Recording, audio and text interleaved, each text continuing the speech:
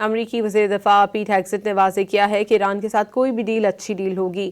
ایران کو جوہری ہتھیار بنانے سے روکنا امریکہ کی عالمی ترجیح ہے۔ امریکی وزیر دفاع پیٹ ہیگسٹ نے دعویٰ کیا کہ واشنگٹن بین الاقوامی سلامتی کے حوالے سے اپنی ترجیحات پر سختی سے قائم ہے، ضرورت پڑنے پر ایران پر حملے دوبارہ شروع کرنے کی مکمل صلاحیت رکھتے ہیں۔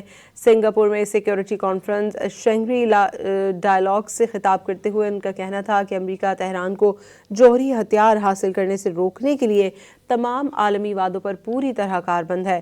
انہوں نے کہا کہ تائیوان کو ہتھیاروں کی فروخت کا فیصلہ صدر ٹرمپ کریں گے۔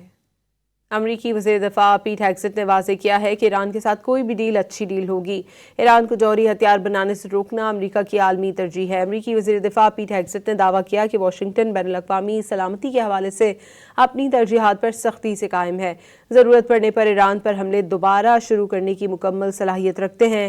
سنگاپور میں سیکیورٹی کانفرنس شینگری لا ڈائیلاگ سے خطاب کرتے ہوئے ان کا کہنا تھا کہ امریکہ تہران کو جوہری ہتھیار حاصل کرنے سے روکنے کے لیے تمام عالمی وعدوں پر پوری طرح کاربند ہے۔ انہوں نے کہا کہ تائیوان کو ہتھیاروں کی فروخت کا فیصلہ صدر ٹرمپ کریں گے۔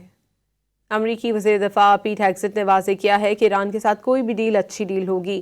ایران کو جوہری ہتھیار بنانے سے روکنا امریکہ کی عالمی ترجیح ہے۔ امریکی وزیر دفاع پیٹ ہیگسٹ نے دعویٰ کیا کہ واشنگٹن بین الاقوامی سلامتی کے حوالے سے اپنی ترجیحات پر سختی سے قائم ہے، ضرورت پڑنے پر ایران پر حملے دوبارہ شروع کرنے کی مکمل صلاحیت رکھتے ہیں۔